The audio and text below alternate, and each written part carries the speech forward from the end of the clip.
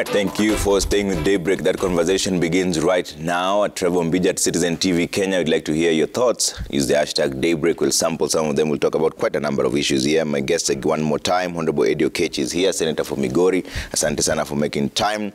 Honorable Jerry Maina, Woman Rep for Kirinyaga. Asante sana for making time. And Honorable Shege Mwaura, Secretary General, County Assemblies Forum, and also the MCA for Ngara. Thank you very much for making time.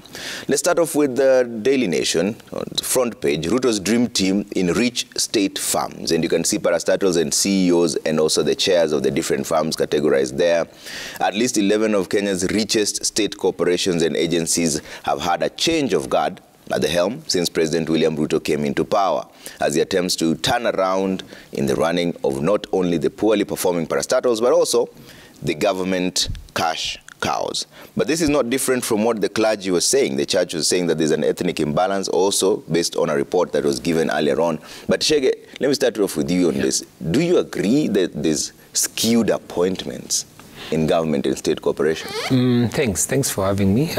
Number one, I think of course, the discussion has been happening around social media and the calculations of tribes and all that. I think there should be a better compilation. So to look at all the jobs that have been given, how they've been spread. But for me, what would be more important than that would be the competence. Because at the end of the day, we have an ailing economy. The issue of jobs in Kenya is a big deal. If we are not able to translate and get Kenyans, the Kenyan economy to be moving and to create jobs for younger people, then it will be it's a time bomb that is just piling and piling. So for me, the most important thing is, can we get the right number of competence levels? Then number two, the nation also needs to feel regionally satisfied in terms of the appointments that reflect also the diversity of the nation. And of course, finally, maybe the political considerations. But having said that, the most important for me is competence. Competence, and not trying to get the constitutionally balance in terms of ethnic appointments or the face of Kenya. You see, at the end of the day, the president will be facing an election in a couple of years to come. He'll also be facing maybe, what is it called, a legacy issue. So for me, the reason why other leaders worldwide, including our own Kibaki here, the name lives beyond you if you are, your theatrics worked, if your team worked. Yeah. So if you have a chance, Trevor, and this is you given go, create your dream team, then you put the best foot forward. You put every person who knows, if I put you here, you're going to tick, you're going to score goals, you're going to score for the economy. Because at the end of the day, having said that, you can put whoever you want, but legacy, you are the one in charge. Okay. So for the president, and of course he's my leader, a competence. Just at the end of the day, people can complain, but put people who, and that's what happens here in private practice. It needs to also be translated to public practice. Yeah. So that now people feel maybe there could be a bit of imbalance, but these people are technocrats. They have skilled knowledge or specialized training from wherever they were from, and they're coming in to turn around. Okay. If you look at, and the same thing, because I have a small lens of counties, then the same thing needs to translate to the counties at some point, so that at the end of the day, you see there's growth, there's movement. Sorry to divert, but if you look at, for the last 10 years, none of the counties has been able to surpass their own source revenue since we started. So is it that they're given also a team to put in place? How do you ensure that at the end of the day, and in the counties it's even shorter, it's maybe a term or two, you must be able to tick and you must be able to live for, you must be able to score for your country. Okay. At the end of the day. And Jerry, do you think there are skewed appointments based on this snapshot, and are we simply just trying to bury our heads in the sand, pretending that there are no political realities? We all know that once you win an election, there are people who supported you, there are people who will expect certain rewards, and you're still going for another re-election. Are we just trying to bury our heads in the sand, pretending that it has to be balanced? And yet we know that there are those who believed in what your agenda was, therefore those are the people you want to work with. Trevor, I believe we have to be factual when it comes to politics and political appointments. And I believe representation is a conversation that we will need to keep having so that we can see in terms of, we have different tribes in Kenya. So that representation is also important in regard to that. But what is more crucial, Trevor, is are these men and the woman here, are they people who are qualified? Do they have the credentials? Are they people that the president and his deputy believe will be able to deliver his agenda and deliver on behalf of all Kenyans what we promised in the plan? But at the end of the day, I know the deputy president has spoken and, to the eye of many Kenyans on shareholding in government. Politics operates on investments, and politics also operates on loyalty. So these are the people the president and the deputy believe will be able to fuel and run his agenda and deliver to the Kenyan people as per his promises. But how do you marry that to the constitutional requirement of representing the face of Kenya? I think that is why I have said it is a conversation we need to keep having. Besides the fact that politics operates on certain principles and is driven by certain things, it's also a conversation we need to keep having so that we can see the representation as per the Constitution of Kenya. Okay. Eddie, what are your thoughts? Straight up, do you think there's skewed appointments? Certainly. First of all, let me say good morning, Trevor. Good morning. And when I get opportunity to be on TV today, I just don't want to start conversations without, passing my deep condolences and still showing my, utmost sympathies to families that have experienced the kind of atrocities that we have seen in Shakahola. We have got now over 133 deaths that have been recorded, bodies that have been 150 actually. It's 150 and counting actually. And I think it's something that we must not lose our sight on as a people because it's tragic. Yeah. And to the extent that families have lost lives, families have lost assets, families have lost their loved ones, I just want to say we are remorseful, and I am particularly remorseful, and I hope that we will come to the conclusion of this particular... You're in that committee as well. Are you making headway? Yes, yes, I'm in that committee. We had the first sitting. We interrogated the AG, which I'll refer to at some moment, and we hope that we'll dig and get to the bottom of the matter. Okay. But that said, I think that it is not anything to hide from or run away from.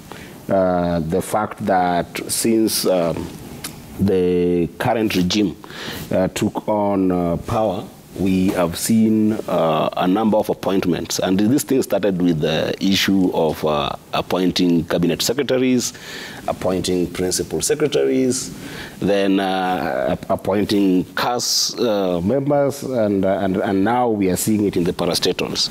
And it's not something to run away from. And the reason I'm saying it's not something to run away from is in the fact that media has picked it, the church community has picked the fact that there is skewed appointments, the general public has picked there's a skewed appointment. And for me, my comments would be very simple on this. When the regime that we have today took over office, they have got a moral obligation to be able to protect the gains that we have made as a country. Because we are a country that have come from a point whereby we have seen this kind of nepotic and tribal appointments in public service bringing our country down. And this is factual to the extent that 2007, 2008, when we look at the Waki Commission, the Waki Commission report says that one of the biggest reasons that we had the massive fight that we saw in Kenya is the idea that the public service in Kenya was revolving around the presidency. The idea that tribes believed that if you are around the presidency, then you have got more chance of succeeding economically. And the problem was then that a number of tribes, about 2 or 3, were the people who were dominating the public service. And it is critical that the Constitution, the articles that you're referring to in the Constitution, was brought into bear because of that particular assessment, that tribalism and nepotism in public service is killing our social strata to the extent that some people feel marginalized, some people feel left out. Trevor, I am in Finance and Budget Committee. And one of the problems with this kind of appointment and executive systemic marginalization is that in 1965, there was an executive order paper, number 10, that just basically chose to marginalize 14 counties that we have today and said that they don't need and they don't have the capacity to participate in our national economic fabric. And to the extent that those counties up to today still have got higher chances of their kids not succeeding, of their women not succeeding because of this systemic marginalization. And this is one of those. And I want just to caution that it's a very dangerous thing for the country because this will have impact going forward into the future. And just to finish, I don't think that there are when we talk about issue of competency, then it just means that the people who are from particular tribes are the ones who are competent. I believe that even if you go to the Turkana people, or if you go to the Pokot people, you can't lack some people who have just had basic education and basic knowledge on some of these parastatals. So it's very critical to ensure inclusivity and diversity so that there is a lot of transparency in managing public institutions. But realistically speaking, yes, Honorable Kech, you're all politicians here. Yes. Would you employ someone who did not believe in your agenda? How then do you work? No, and even if it was your side that won, yes, would you employ mostly people from the other side? That's a dangerous statement. If that becomes the psyche of the nation, then you are saying, for instance, if the numbers that we saw, the IBC declared, and particularly Chebukati, to be honest, because the IBC had 7 commissioners and 4 of them had a dissenting opinion. So it's okay to say that the Chebukati Commission group, if the numbers that they used to declare the presidency with is anything to go by, we had, they declared it at 7.2, 7.9, 7.2. And then they declared that the side of Azimio had about 6.9. And then also we know that our voter register was about 22 million people. That means that there was 8 million from the IBC numbers, these are not my numbers, that did not vote. So are you saying that once you take power and you have got 7 million people in your numbers that believed in you, and you have got about 14 million people who did not believe in you, do you move without that population? Because then that means that you don't have a country, right? Once somebody has been, in a democratic setting, once somebody has been declared in whichever form, and you end up taking the instrument of states, you must unite the entire country. You must lead the entire country, and you must show a statesmanship kind of character to the extent that you are able to build the country together.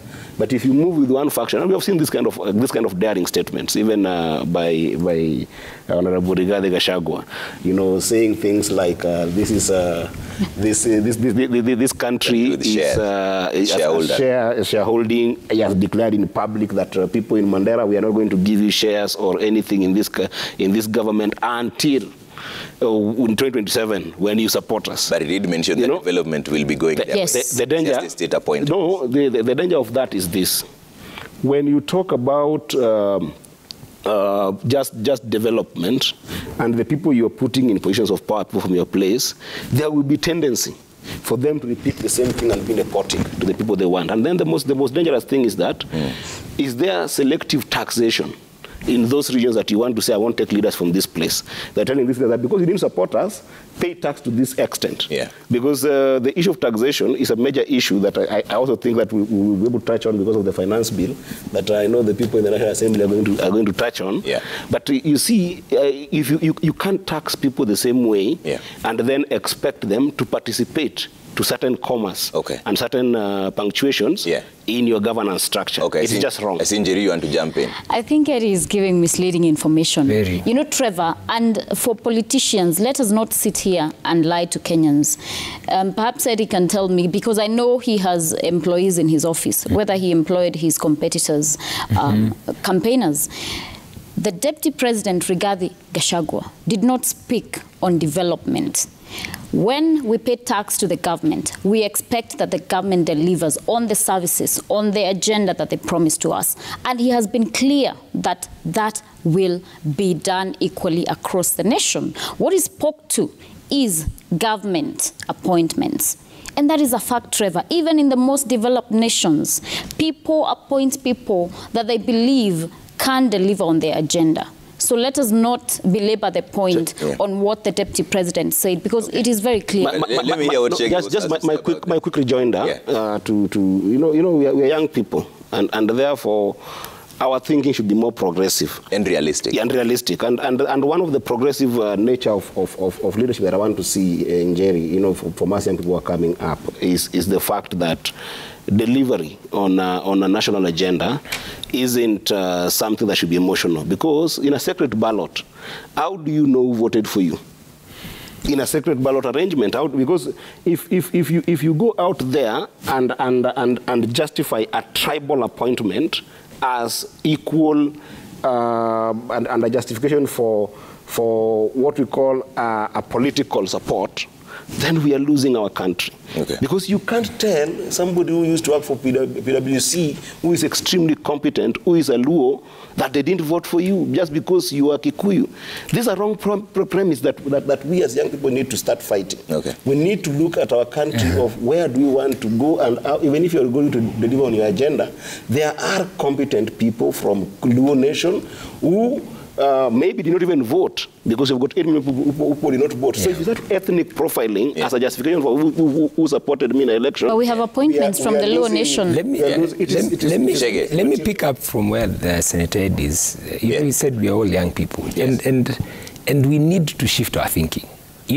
Everywhere, the progressive countries, the thinking is business, Where you get the best opportunities is in business. And how you get there, a country needs to invest very well in education. And then number 2, create opportunities for people to thrive.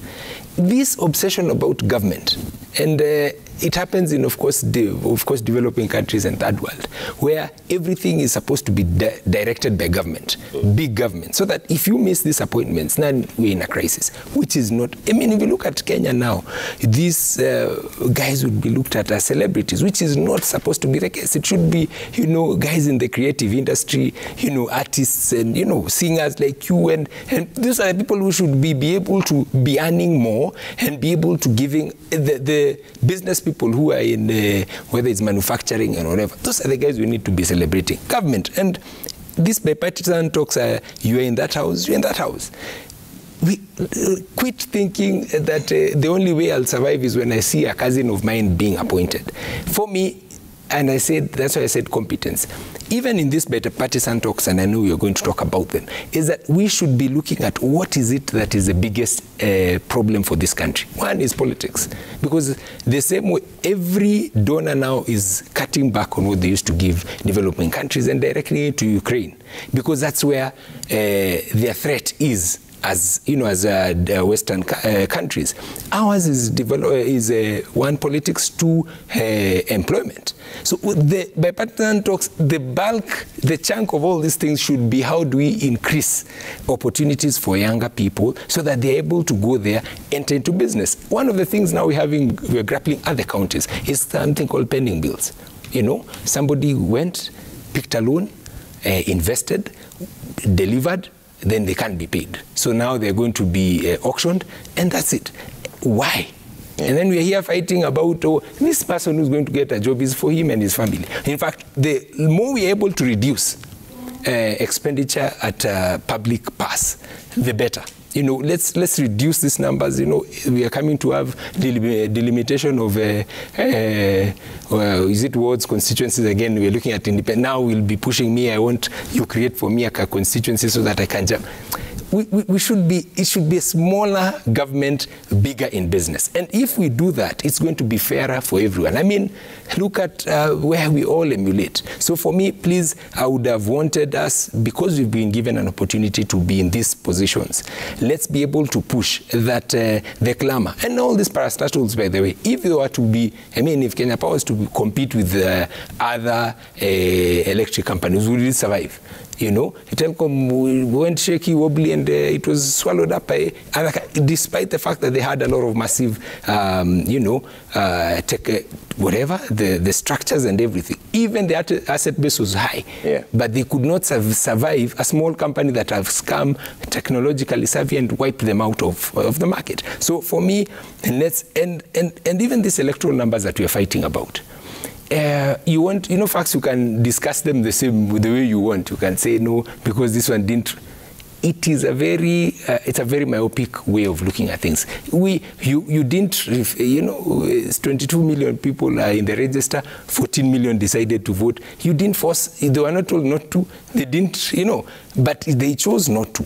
The other 7, of course, everyone has a side. But once we are done with that, we need now to think, how do we return this country together? How do we bring everything? Today, I mean, a country we are at a threat that 3 days in a week or 2 days in a week are not going to be functioning because our politics are having a problem. And then we want to grow and we want to catch up with it. It's a big, to me, that should be the biggest discussion in the bipartisan talks, so that we fix the political problem so that Kenyans, I mean, somebody who just has a shop in town, I mean, can't open because even if they open, people are scared they won't come. And this person needs to pay rent. He needs to pay, the person is employed there.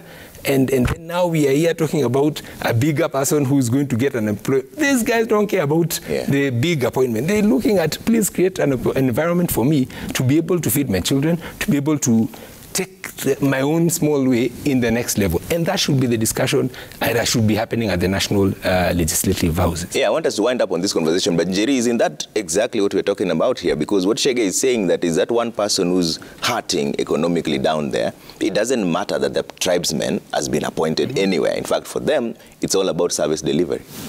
And that is what I have said, Trevor, that at the end of the day, it is about whether the government will deliver for someone in Kisumu, for Mama Mboga in Kirinyaga, for someone in Mombasa, because people, the common Wanjiko just they want health, they want education, they want a good business environment for them. So sometimes I think we focus on the nitty-gritties, these representative appointments, which are also good, like I said, for representation. But at the end of the day, what really matters is service delivery, and that is what we should be focusing on. And the Deputy President has been very clear that everyone in this nation will be catered for under William Samoei Ruto's government. Eddie. Trevor, you know why there's something called public trust.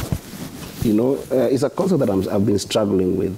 The idea that when somebody goes and takes their vote, to not vote for you or to vote for you, what is the expression? It's an expression of hope, and it's an expression of public trust on these people. And the way we lose public trust is when we start being dishonest immediately after getting power. That's why we say power enters your head. Why do we have on Nation today names of people who have been appointed to parastatals and respective parastatal budgets? It is because it's trying to tell you the economic interpretation of those parastatals. To the extent that we are not going to talk about something that is amorphous. We are talking about concrete stuff that if a parastatal like, let's say you've taken the parastatal called the Kenya Ports Authority. I'm seeing here, there's a gentleman here called William Ruto. You are told that in that particular parastatal, there is 294 billion allocation. There is an interpretation of that 294 billion. It employs people. When you talk about economic opportunities, from the sweeper who works in various institutions that parastatal has, to the top person. When they employ they get economic gains. Then that parastatal is there to be able to actually facilitate an economic formation for and activities for that parastatal. For instance, we know very well that if you look at the Kenya Ports Authority, in Mombasa alone, the Kenya Ports Authority actually does transactions that have a turnover of about 60 billion on revenue. And when you look at what is happening in Mombasa, because of this skewed employment, because of this skewed tribal engagement that we have seen in the past, this Kenya Ports Authority only pays about 30 million in terms of land rate to the Mombasa County government. The remaining 60 to 70 billion that comes out of revenue is taken to other places. Njeri knows very well today, and this is not my statistic, this is their own parastatal statistics, that today the electricity penetration in Nyanza is actually about 32%. But if you look at the electricity access penetration in central Kenya, is actually 89%. But if you look at electricity penetration, even in what we used to call the last mile in Turkana, is barely 7%. But isn't that a failure of government rather than a failure of appointment? No, it's a failure of appointment because these appointments then start, when you do tribal appointments, people tend to favor their places. And this is the problem that we have as a country. Then you would systematically deny other places opportunities. Njeri, there are women in Turkana today who are 15 times likely to die while giving birth because they cannot access hospitals in Wajir than in central Kenya. And these are the things that we as young people must just work hard to stop. The idea of state formation and state officials who are being appointed on the basis of tribalism must stop. But even if you're appointed to a parastatal or any other organization to ensure from a particular tribe, yes, if there's no goodwill from the national government, there's no proper budget allocation that comes also through parliament, what then will you do? No, even if it was you had that position, then all the allocations are from a different place, and you're the leader, would you reject it? For now, we are already being told that their budgets, and I've given you a case in example, where Kenya Revenue Authority has got 292 billion. We have got Kenya alone has got 635 billion. And again, if you start going to look at roads that are done by Kenya in these different regions, there is a huge disconnect. Okay. But particularly because I want Njeri and my brother here. Go back and just take your time and read the Waki Commission report. That report is a very rich report because it tells you the impact, what we call an impact assessment of tribal appointments and building a public service around, tribal agenda. That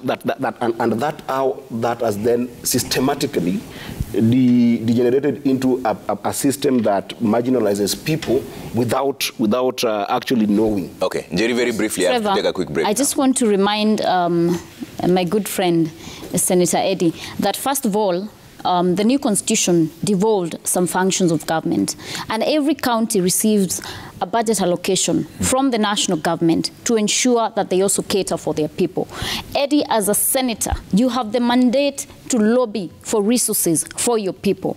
As a senator, you have the mandate to ask questions or statements on the floor of the House in regards to development to your regions. So I do not understand how leaders now want to take the back seat and say that, government did not want to deliver to their people. In 2018, we had the good handshake between the former Premier, Raila Amolo Odinga, and the former President, Uhuru Muigai Kenyatta. So, let us not derail and belabor some points, and let us be factual when we discuss these things. If that handshake was something that Raila Odinga thought about his people, he would then, if as you claim they do not have connectivity, bargained for that. That is what leadership is about. So you as leaders must also take the responsibility for failing to deliver to your people. Okay, I have to take some I know we're taking a quick break. This will continue. Just a fact. A fact is devolved systems only get 15% of the national budget. 85% remains with the national. All right, let's take a quick break. Let's take that break, then we're back with more, right? Yeah.